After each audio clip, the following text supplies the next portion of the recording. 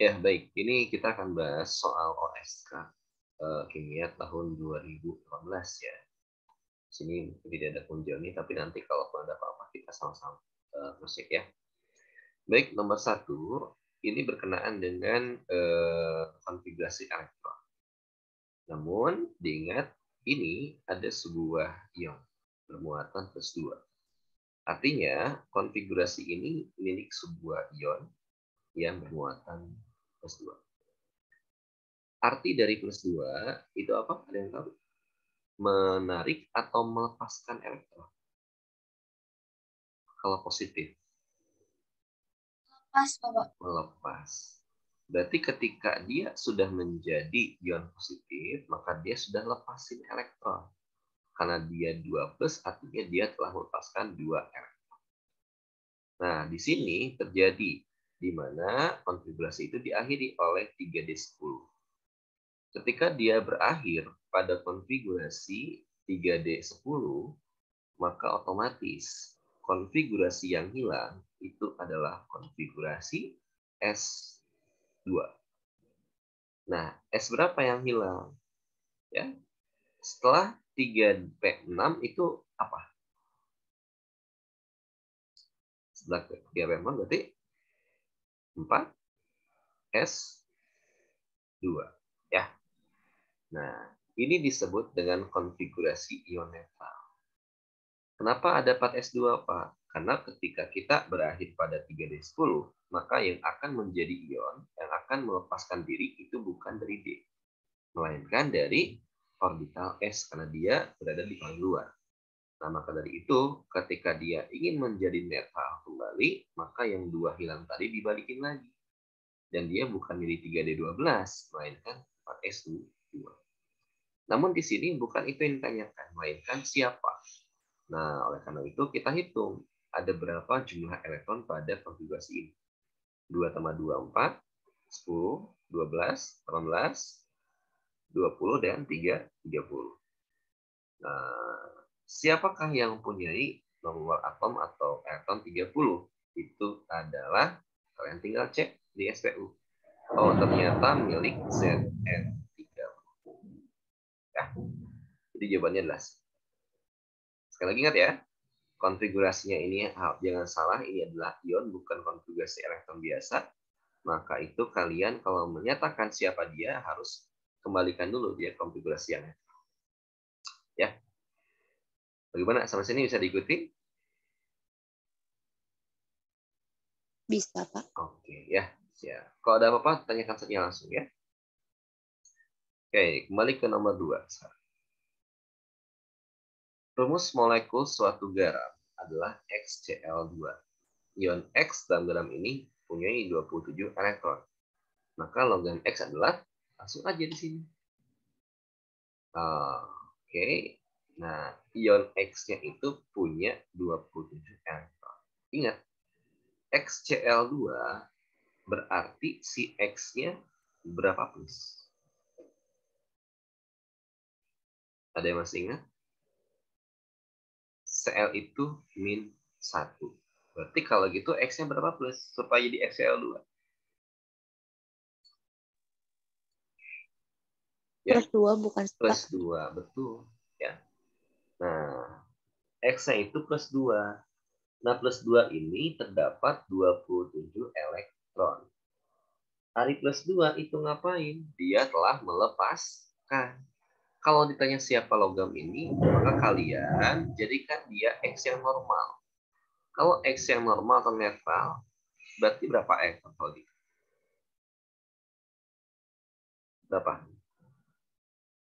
2 plus itu 27. Kalau netral berarti berapa ion? Berapa elektron? 25 bukan, Pak. 25 atau 29 coba. Lagi ya. 29, Pak. 29. Kenapa 29? Karena ini kondisinya sudah lepas 2. Maka kalau ingin baik lagi, maka dia balikin lagi yang hilang tadi. Nah, sekarang yang namanya 29 itu siapa? Lihat di SPU. Oh, ternyata dia adalah C. C. Oke. Jadi berkaitan ya, satu dan dua ini ya. Nah, bagaimana? Bisa diikuti? Bisa, Pak. Insya Allah. Ya. Oke, sip ya. Next, berikutnya. Ada sebuah soal mengenai reaksi ini. Kita tulis lagi lah reaksinya supaya lebih luasa. Natrium sulfat. Oke, ininya nggak perlu ditulis karena ini perlu ditulis sih, tapi kalau untuk soal cepat kayak gini tidak tulis juga nggak masalah ya. Ditambah dengan barium klorida, dia menghasilkan 2 natrium klorida dan juga barium sulfat.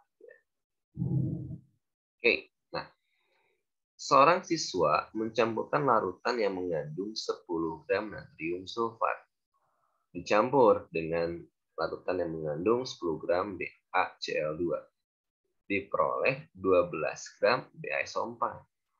Persen hasil randemen dari hasilnya apa? Nah, namanya randemen itu adalah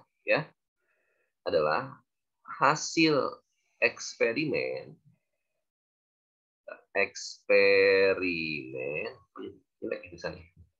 dibagi dengan hasil data. Kebalik ya.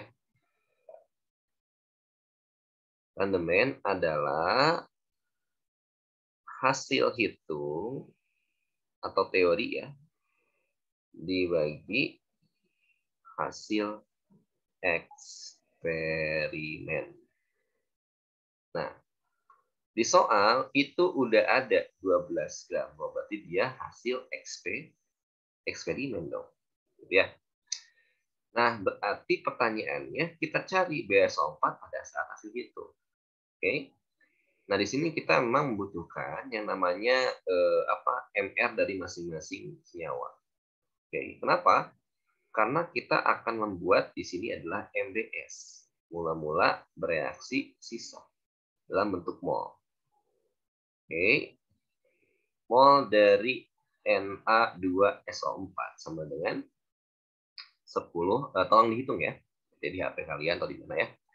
Dibagi Na itu 23 AR-nya kali 2 jadi 46. S 32. O itu 16 kali 4 64. Dijumlahkan ini 10 142. Tolong hitungin berapa ya. Yang kedua mol BaCl2 10 per hari BA berapa BA? AR ya. Coba ada yang bisa lihat ARBA berapa?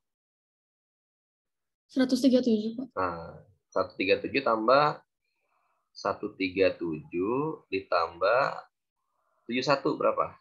Saya itu kan 35,5 ya, saya 271. 204 ya? 208, Pak. Oh, 200. Oh, 8 ya, benar ya. So. Bagi ini berapa nih jawabannya? Ini berapa? 0,07. 0,07. Kalau bawahnya?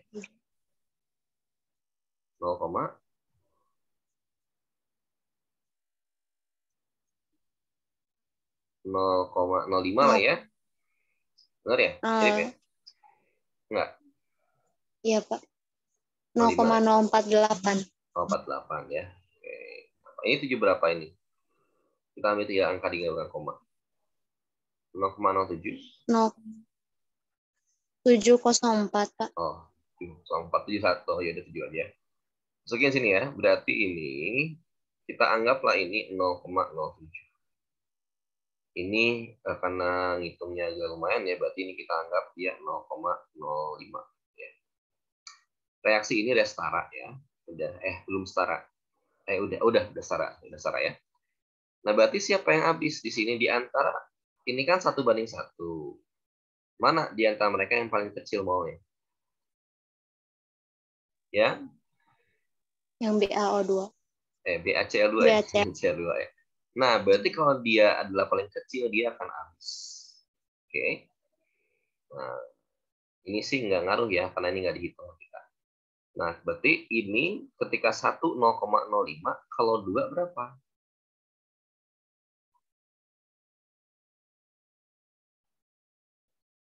Sorry, ini mah NaCl ya. Ini yang dilihat ya. Berarti ini 0,05 juga. Karena di produk berarti dia positif. Nah, ini belum beres.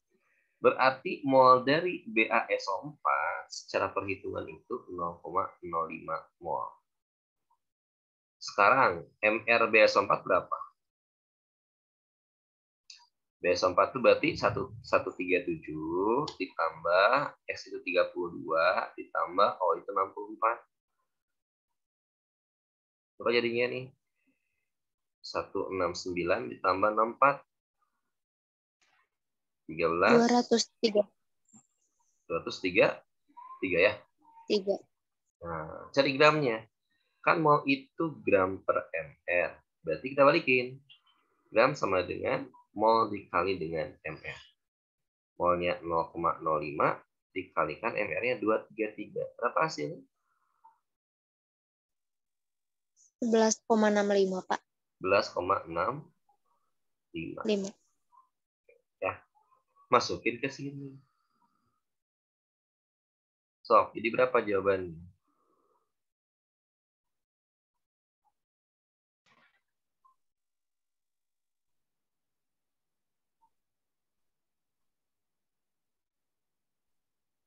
5,825 bukan, Pak? Ini 11,65 dibagi 12 1%. Coba. Kan? 0,97. Belum dipersenin itu. Oh iya, berarti 97% ya. Tinggal jawabannya ya. Oke, berarti kita nggak bisa dibuletin ya. Artinya ini kita anggap ya, ambillah ini anggap. Berapa tadi? 0,048 ya. Coba kaliin. Dapat jawabannya 0,048 kali 233. 11,184, Pak.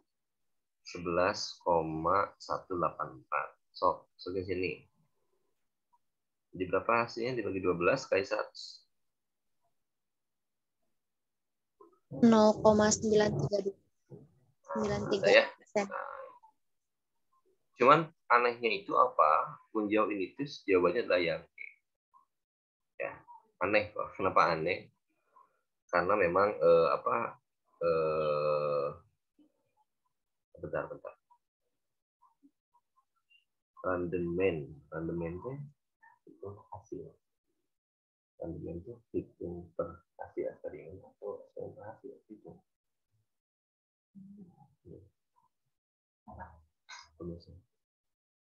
Randemen mah eksperimen dibagi hitung. Oh, ini juga terbalik berarti ya. Oke, terbalik ya. Ini rumusnya ya. Oke, tadi konfirmasi ya. Untuk randemen itu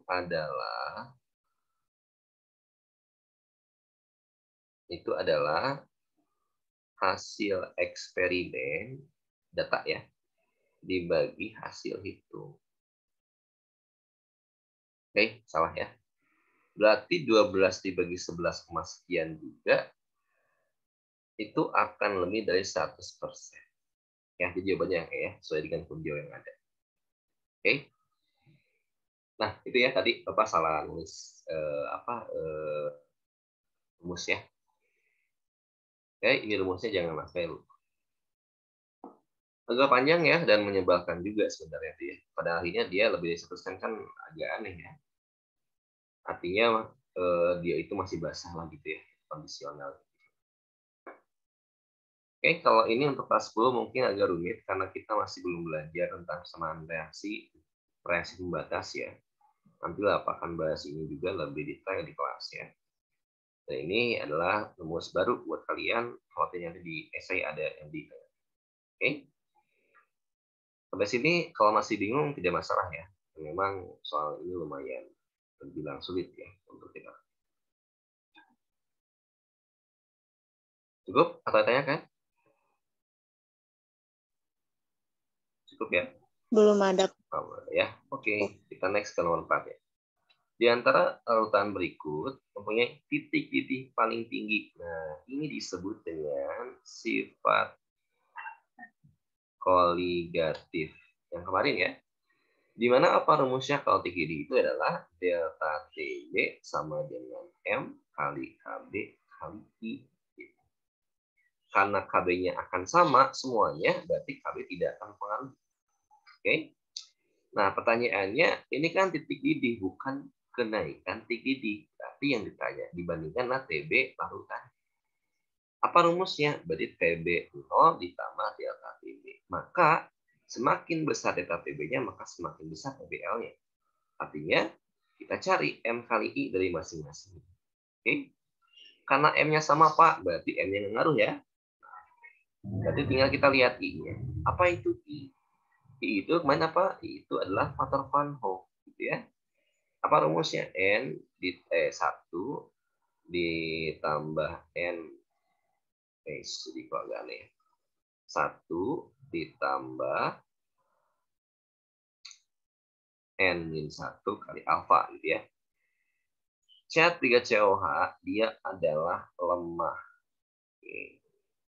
Tapi lebih lemah dibandingkan kuat kan ya. HCl dia kuat. HCl ada berapa ion juga? HCl. Oke.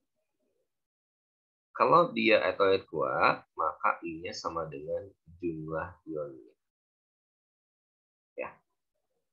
Kalau lemah, dia lebih dari 1 aja ya. Oke, HCl itu apa? Jadinya H plus ditambah Cl-. H plusnya 1, Cl-nya 1, jadi jumlahnya adalah 2. Ini CH3COH, tapi dia di antara 1 dan 2. Oke. H2SO4 itu jadinya 2H plus dan juga SO4 2-. Jadi ada 3 ion. H plusnya 2, SO4-nya 1 ya. H3PO4 itu dia lemah, bukan kuat ya. Ini dia non. Artinya pasti yang ini akan dieliminir karena dia lemah. Tidak akan bersaing.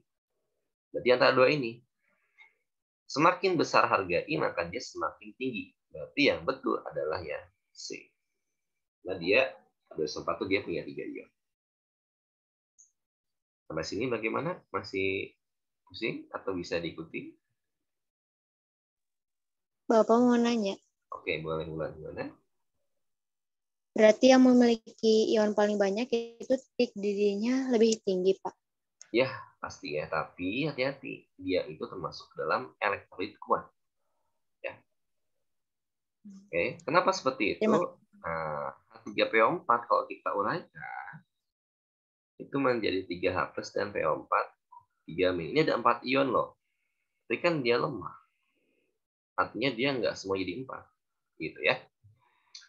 Oke, jadi kuat dan juga banyak ionnya. Itu dia akan tinggi titik-titik. Gitu kan ya. Ini kelas 10 semua yang hadir ya. Kelas 11-nya tadi ada Bella, cuman keluar lagi ya. Oke, next ya. Berikutnya kita masuk ke nomor 5 ya. Nomor 5, ini berkenaan dengan apa? Dengan termokimia. Oke. Termokimia. Ini belum dibahas ya, tapi kita akan coba bahas dengan soal saja ya. Kalau pembentukan, nah kita cek. Yang namanya timbal 2 karbonat, kalau kita dibuat senyawa, apa ini bentuk senyawanya? Timbal 2 karbonat. Masih ingat? Timbal 2 itu Pb 2 plus, karbonat itu CO3 2-. Gabungin jadi apa? PbCO3. Nah, CO3 ya. Nah, ditanya pembentukannya. Oh, pembentukan berarti PbCO3-nya di sebelah kanan karena dibentuk. Ada atom apa aja di sini? Ada Pb. Terus apa lagi? Ada C. Lalu ada O. O di alam bentuknya O2 ya. Jangan lupa. Setarain. Oke. Ini jangan diubah. Ini 1. Tapi ya ini 1. Berarti ini 1. Ya. C-nya 1. 1. Pokoknya 2, ini 3. Supaya sama berarti ini berapa? Depannya? Supaya sama? 3/2. Nah, 3/2. Ya. Berarti mana dong jawaban yang tepat untuk pertanyaan ini? Berarti ya? Yang B, Pak. Oh, ya. Bisa diikuti? Bisa ya? Jadi Insya Allah, pembentukannya Pak. apa ini kalau? Oke. Nah, itu ya nomor 5. Berenam. Di antara larutan garam dengan konsentrasi 0,1 yang memiliki nilai pH paling tinggi adalah. Nah, kita cek di sini ya. Di sini kita eliminir suatu asam atau basa yang kuat, garam yang netral ya. Nih, NaCl itu dari NaOH dan HCl. NaOH kemarin asam kuat, basa kuat. Basa kuat bersama NaOH. Nah, itu dibuka lagi tuh ya. NaOH itu ialah basa kuat. HCl asam kuat, asam lemah. Dia termasuk ke dalam asam kuat. Kuat dengan kuat sifatnya netral. Kalau netral ya oke 7 gitu ya. Nah, NaNO3 itu dari campuran NaOH dan juga HNO3. NaOH tadi basa kuat. HNO3 dia asam kuat juga, kan asam nitrat ya. Ya udah dia netral juga, pH-nya 7. NaClO4 berarti dari NaOH dan HClO4. NaOH basa kuat, HClO4 asam kuat. Sifatnya ya netral juga, gitu ya. Berarti yang ini salah ya. 3 ini kita eliminir. Nah, kita cek di antara 2 ini ya. NaHClO4 berarti dari NaOH ditambah H2SO4. NaOH dia basa kuat, SO basa kuat berarti dia asam kuat.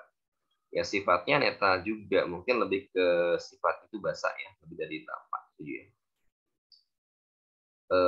Bukan H2SO4 ya, HSO4 aja. HSO4. Oke. Dia asam lemah dan sifatnya itu dia basa, lebih dari 7. Yang terakhir, ini dari NaOH ditambah dengan HCO3-, ini basa kuat, ini asam lemah. Dia basa juga, lebih dari 7. Berarti antara 2 ini dong jawabannya. Lihat, HSO4 itu dari H2SO4. Ini asam kuat. Sedangkan HCO3 itu dari H2CO3. Ini asam lemah. Oke. Mana berarti kalau ini agak kuat dibandingkan HCO3-, berarti yang paling basa itu dimiliki oleh yang E. Kenapa? Karena ini dapat menetralisir basanya. Yes, nggak akan basa banget gitu ya. Kalau ini dia akan makin basa. Kenapa? Karena HCO3-nya itu lebih lemah dibandingkan basa. Ya. Nah, di sini yang kalau kalian miliki kompetensi itu ialah apa? Menghafalkan apa namanya tuh? Asam dan basa siapa yang kuat dan lemah. Itu ya. Jawaban yang 6, yang 6 itu ialah ya pH paling tinggi itu disebut dengan pH basa. Sampai sini bagaimana? Ada yang tanyakan?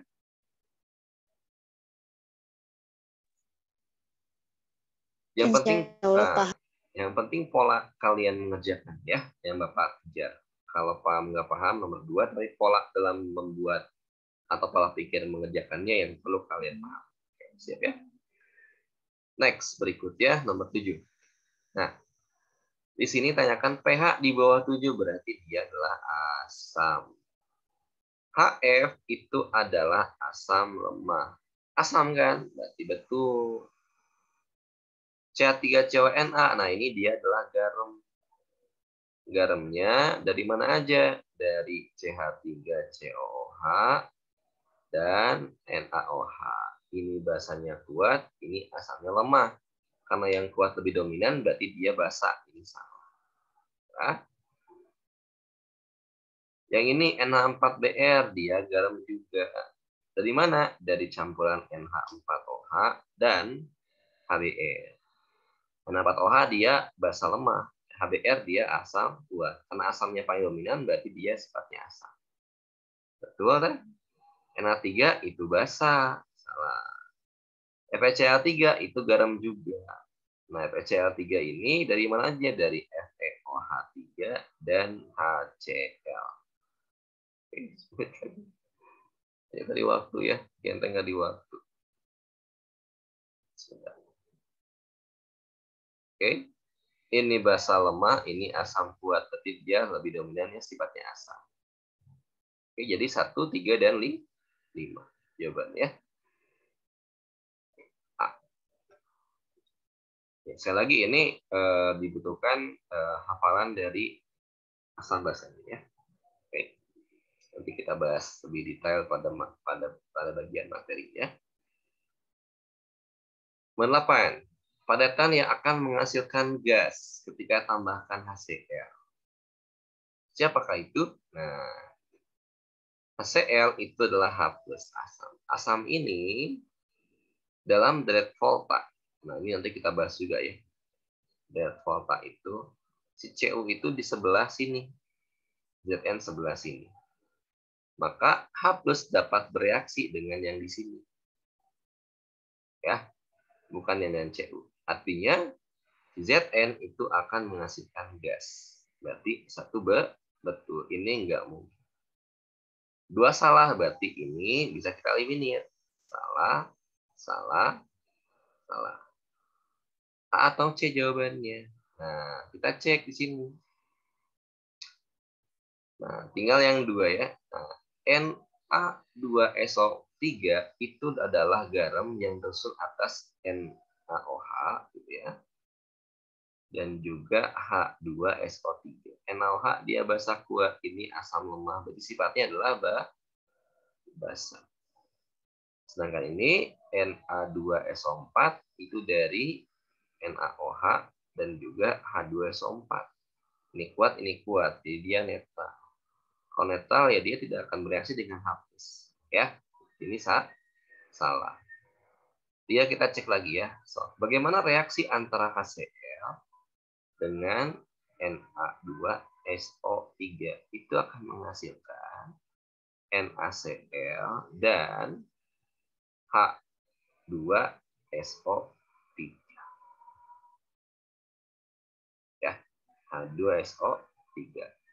H2SO3 itu dapat terurai menjadi H2O dan SO2. Nah, ini gas.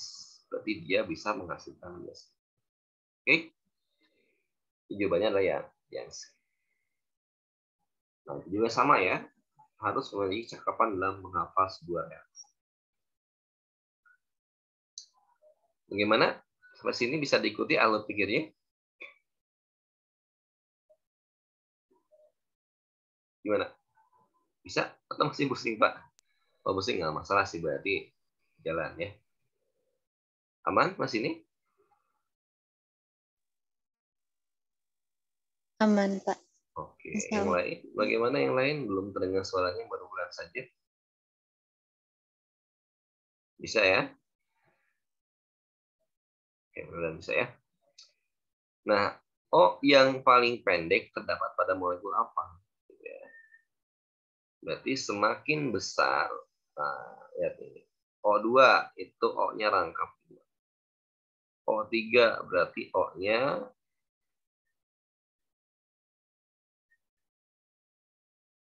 ini kita O3 itu ya. Ozon itu O-nya rangkap berapa? H2O kayak gini. H2O2 gini. OF2 gini. Yang salah. Salah. OF2 kayak gini bentukannya. H2SO4 S8 berarti SS O O O O O O Ininya O-nya 2 kayaknya. Berarti yang paling pendek itu terdapat pada fotopasi ya. O2 sih. Kenapa O2? Karena dia punya rangkap 2. Rangkap itu memperpendek memperpendek ikatan. Jadi ikatan antara rangkap 2 dengan tunggal ini akan lebih pendek. Ya, karena dia lebih banyak elektron yang saling tarik. Yang mengumpul di sini ya. Itu sih intinya ya untuk nomor 9. Oke, gimana? Materinya luar biasa di luar dari apa yang kita ajarkan ya. Tuh, nomor 10 ya. Kria CPR. Pasangan molekul yang memiliki geometri segi 4 planar. Gimana tuh segi 4 planar tuh kayak gini? Segi 4 planar tuh kayak gini ya. Nah, yang namanya segi 4 planar itu punya PEB 2. Oke, berarti PE-nya itu adalah 6, PEB-nya itu ada 2, PEI-nya itu ada 4 gitu ya. Cari mana di sini ya. Nah, kita coba reduksi dulu. CL4 itu PE itunya 4. Salah ya. Lalu BF4 juga sama. Lalu SF4 itu PE-nya 6. Sama.